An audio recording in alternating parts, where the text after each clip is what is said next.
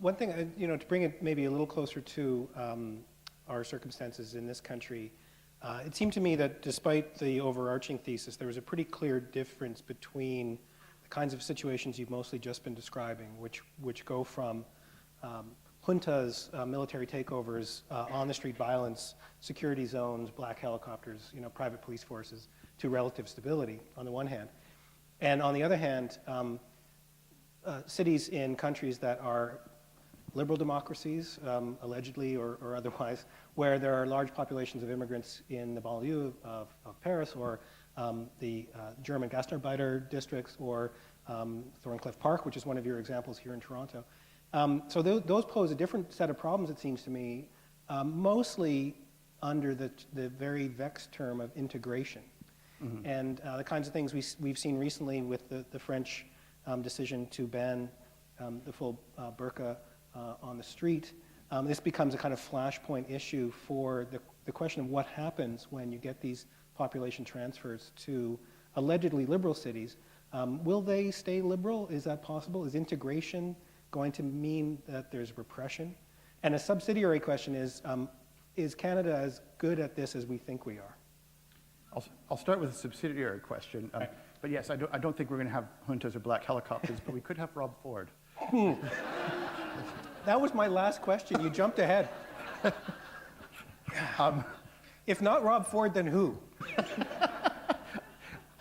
You are on the radio with John Tory today, and we both agreed that maybe he looks pretty good now. He does, actually. Yeah. It's like, scary but true. Did I ever say true. anything bad about him? Please come back.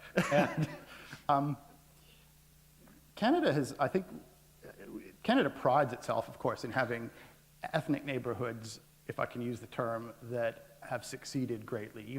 I don't think anybody looks at the Italian and Chinese neighborhoods of Toronto, or the Chinese districts of outer Vancouver, and looks at these as destitute places of poor integration and so on. I think people look at some of the newer places where people from the Indian subcontinent and so on move in, and they might look askance. We do have to step back a little bit and look at how these previous waves were received at first. When the Italians first came to Toronto in the 1950s, the official government reaction was that these are a backward, religious, conservative people prone to extremism. The women cover their heads, and who cook smelly food. This is actually in federal government memos, even the smelly food, and cannot be trusted as reliable workers even for domestic service work. And the neighborhoods were distrusted and so on. And that was a large part of the public sentiment around, let's say, the Italian and, earlier than that, Irish and Jewish waves of immigration.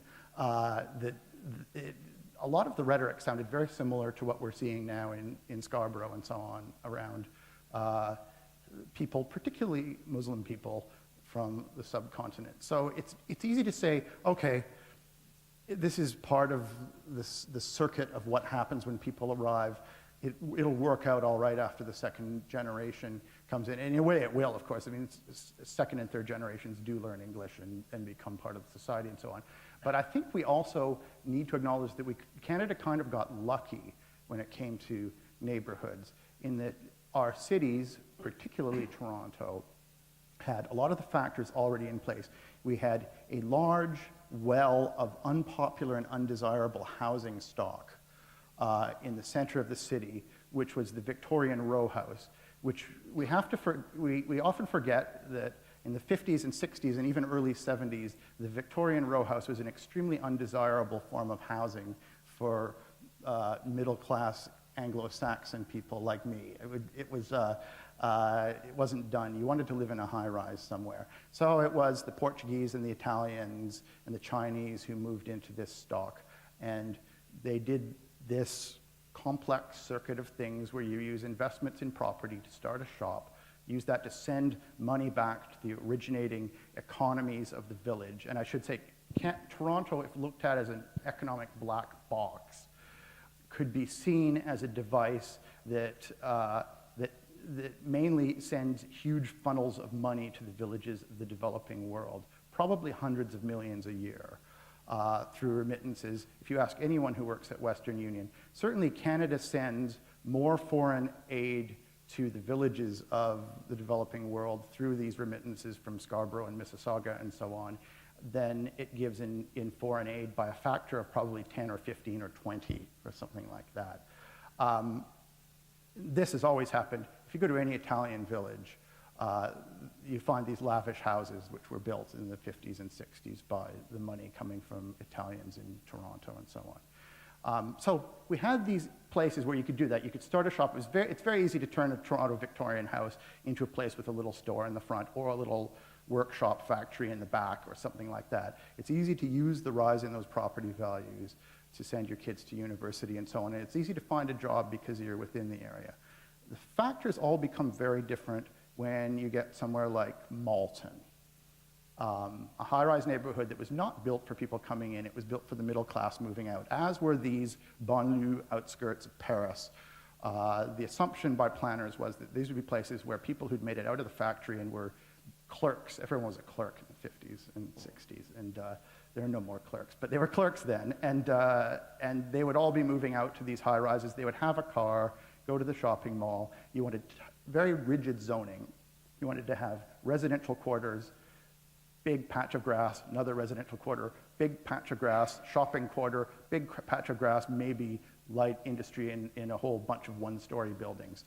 And this would have made sense if this ever happened, but it didn't, at least not for very long. What happened was these became the places for people moving in the opposite direction, moving in from village life somewhere else in the world, in with the goal of reaching the core of the city, whether symbolically and merely economically or actually physically. It might actually mean living in the suburbs or something, but these became bottom-rung neighborhoods, and they are horribly unsuited to this in many ways. First of all, through the laws, which make it very difficult for people arriving in them to open a small business or something like that. Physically, these places do not allow you to have the fungible use of space to be able to turn one particular set of walls into a shop or something like that. So the entrepreneurial opportunities are very, very limited.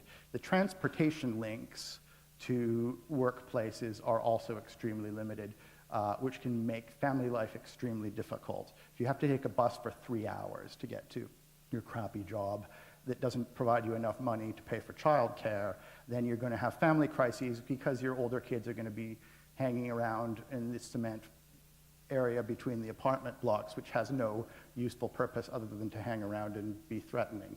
And this escalates this way unless you do something about it. These are neighborhoods that actually want to be like the Little Italies of St. Clair Avenue or something like that, but they are both physically and politically blocked. And we can run into another set of troubles if we run into immigration policies that cut off a pathway to citizenship.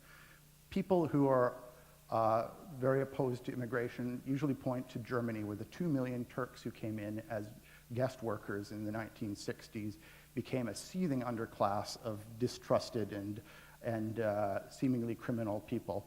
Very odd because, first of all, Turks from the very same villages that came to these parts of Germany also came to places like London and became quite successful and non-threatening middle classes. And also Turks from those same villages in Anatolia came to the outskirts of Istanbul and became very successful and not very conservative or threatening middle-class business people who now run the country.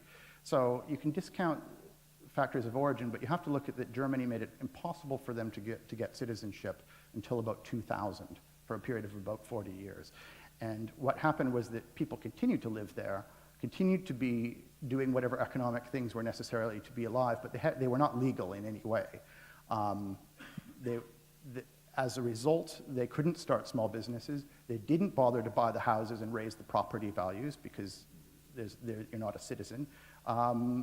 They didn't become a cultural part of the community, and they had no choice but to have this happen. And the Netherlands ran into some of these problems too. So these are all the barriers that we have to watch out for now. I think the era in which we could do this without thinking about it, because we were lucky, has ended, and we have to start thinking about these neighborhoods. That's